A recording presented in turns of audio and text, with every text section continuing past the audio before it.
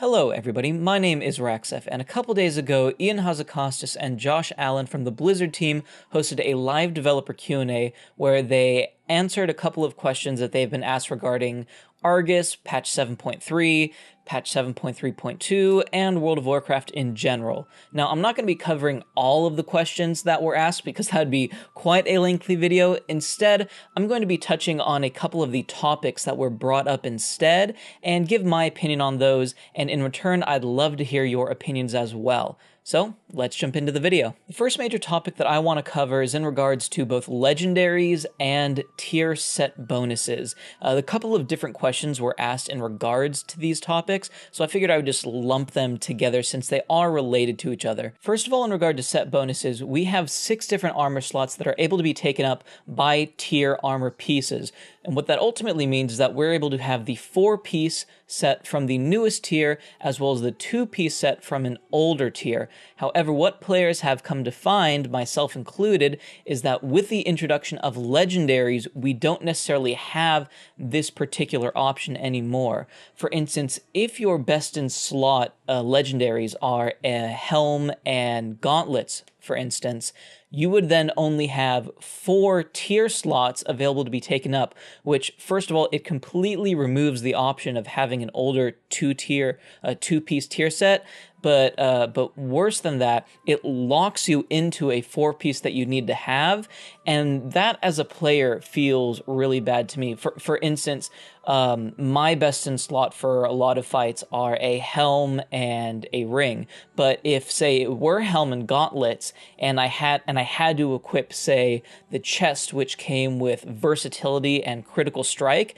as an arms warrior, those are two traits that I really don't want. I want to be focusing on haste and mastery, and it feels really bad as a player that, okay, I need to get these 4 specific tier items because if I want to be doing the most damage possible, I need to have these 2 legendaries, and I'm locked off of those 2 slots. So I'm going to need to be taking stats which are not optimal for me, and that just doesn't feel rewarding. It doesn't feel good as a player that I need to actively be making a worse choice in my tier armor pieces just so I can accommodate the various legendary items that I need to have in order to do the most DPS on a particular encounter. I think Blizzard conducted an interesting experiment within this expansion by giving us various legendary armor pieces rather than just weapons. It gave players another sense of customization and allowed people to tweak their characters for various encounters. For instance, if you were running a Mythic Plus dungeon, the type of legendaries you would want equipped might be different than if you were running a particular boss encounter on a raid. However, by giving us these armor legendaries, by giving us this choice as a player, which I really like, they've also enabled us to shut off the armor slots, which I really don't like. I think moving forward, it would be better to save legendary items as either trinkets or rings, particularly since the point of a legendary is to give a character a really cool either use effect or a cool passive. And those types of effects I feel like are really better left off suited to either weapons, trinkets, or rings. And if I had my way, what I would ultimately like to do is just to see legendary items reserved for weapons. To me, when I think of a legendary, I think of a weapon, something that's visible that you want to show off, and whether it's maybe every class is eligible for a legendary moving forward, or returning to the classic or the Burning Crusade style where you have these warglaives, they're best on a rogue, so for this particular instance, rogues get that legendary and the other classes don't. I personally don't know what the best answer is. I'd love to hear your guys' opinion on it, but with how it is now, ultimately, it's like I said in the beginning, it's a really cool experiment that they did, and I loved what it did for character customization to suit various types of goals that you were hoping to accomplish, whether it's Mythic Plus or raids or PvE or trying to speed run through old content. I like that portion of it, but moving forward, it just ultimately there's too much potential to lock off other choices that are given to us as players, and I think overall that's pretty harmful to the game as a whole. Alongside this, they also discussed the availability of legendaries as well as the legendary tokens that were data mined from 7.3.2. I think that overall, the drop rate for legendaries as it is does need to be increased. And Ian did mention that they were looking at this particularly for new characters. I just recently rolled a priest, and he's been 110 for some while now, but I've only gotten one legendary on him since he's reached 110, and that feels really, really slow to me. And it's not like I don't really do the things that you should be doing to get legendaries. I do the daily emissaries. I do looking for raid as often as I can. I do normal raids as I'm trying to gear up this character, prepping him for heroic and mythic. I do battlegrounds. I do all the world quests. I farm the rares. And even so, I've only gotten a single legendary, and it's not even one that I was really looking forward to. So at least from my personal experience, the drop rate of legendaries needs to definitely be tweaked, at least for characters that have newly reached 110. Moving on from legendaries and items, I wanted to talk about the controversial world boss / recipe drop question that was asked of Ian during this Q&A. Basically, the question was asking about a world boss which dropped a specific recipe and if it was being put back into rotation or if it would be spawning again. This was kind of a silly question because it was previously stated that all world bosses, instead of being random each week, they are now set on a fixed rotation. So a certain world boss will be respawning, every couple weeks, couple months. It is on a set calendar now. So the question was really pointless. However, Ian did bring up a point that it was more or less, he said it was interesting or good design that some people with professions have less level recipes than others because it creates this diversity in the game. And as much as I love the guy, I think he's totally off base with this.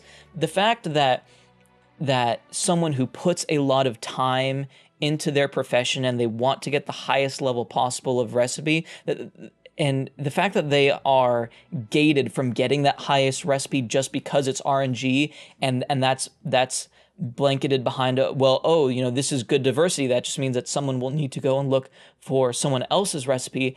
I think that's completely ridiculous.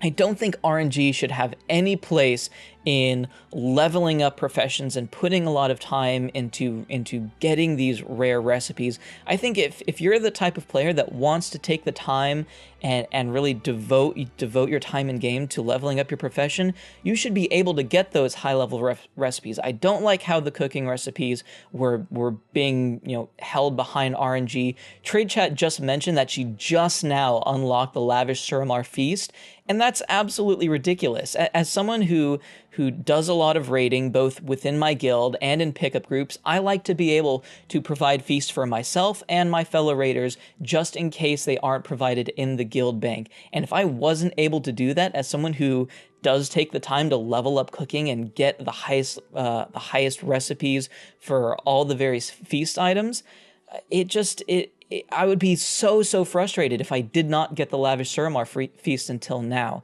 I think moving forward, what would be really great for professions is to truly make them matter again. Right now, cooking is kind of one of the only things that matters on top of alchemy. You need your potions and you need your food for raiding, but other than that, tailoring doesn't really matter, blacksmithing doesn't really matter, leatherworking doesn't really matter. Gem crafting does matter, but not as much so as the other professions. I think making professions matter again would be really, really, really great. And for the people who want to take the time and unlock those rare recipes, I'd say putting it behind some sort of attunement chain almost, where you need to go through almost kind of like a legendary quest line. If you want the absolute best recipe and you want people coming to you, you should be expected to sink a reasonable amount of time into unlocking that highest level recipe, not just having it be gated behind RNG or gated behind the luck of the draw, because that's just ultimately not that fair. I think RNG does have its place within certain systems in any game, but when it comes to things like this and leveling up your specific profession, I don't think that RNG has a place at all. And I'm really, really disappointed that Ian believes this type of system creates a true diversity within the game. Because really, ultimately, what it does is just create frustration for the people who are spending the time in the professions themselves. Because as a player, it doesn't really matter who I go to get my flasks from or to get, you know, certain gems from. I either go to the auction house for that, or it's already done in my guild bank. This system in creating diversity is just like I said, it's totally ridiculous.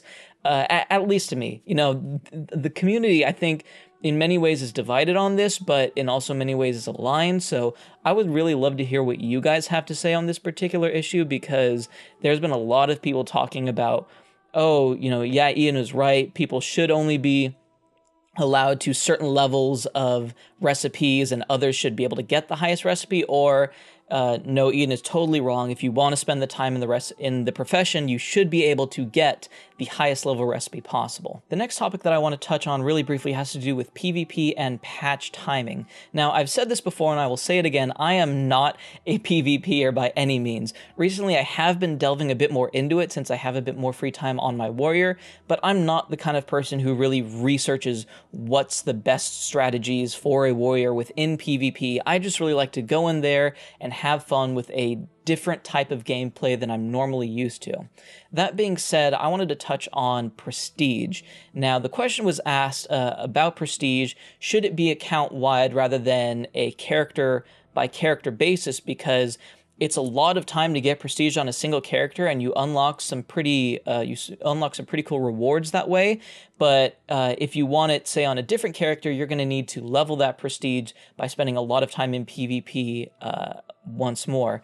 And ultimately, I think Prestige should be an account-wide thing, mainly because Prestige is not a show of skill like Ian was suggesting. You know, he said, oh, well, you know, you see a person writing a particular amount that they got with high prestige and they've been PvPing for a while. It wouldn't make sense to see a warrior who just got 110 writing the same mount.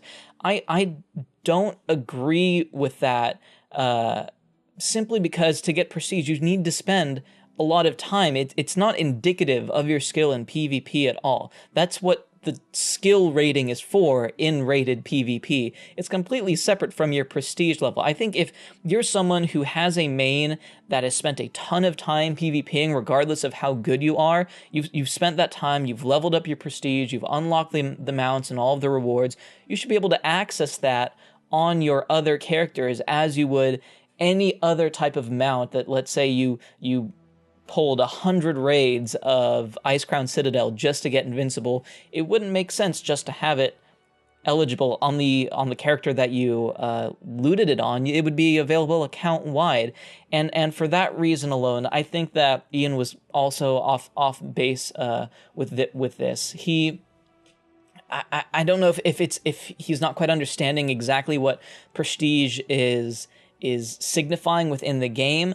I mean, it does sound like it should be a skill-based thing, but when it comes down to it, it's really not. It's just the time that you spend PvPing, and overall, account-wide, if you spend a lot of time PvPing, regardless of what character you're on, you should be able to unlock those rewards account-wide. What I did like that he touched on also in regards to PvP was in regard to patch timing, and this topic was brought on by someone asking about how PvP seasons work in conjunction to patch release dates, and he said, you know, sometimes they do, sometimes they don't, but it's really more of just what the content feels like. For instance, if there's a new raid that's released, then there's probably going to be a PvP season reset. But when he went further into this, he mentioned that Blizzard is moving more and more on a content release style that has more to do with how the players are feeling and what feels right to the players and the story, rather than just, oh, it's patch day, it's Tuesday, the patch is ready to go, let's get it out after X amount of weeks have passed. I like that Blizzard is taking this approach and making content available as it feels right within the story and with what our characters are doing, not just because some arbitrary number of weeks have passed and that means that, okay, well, now we're able to release this content.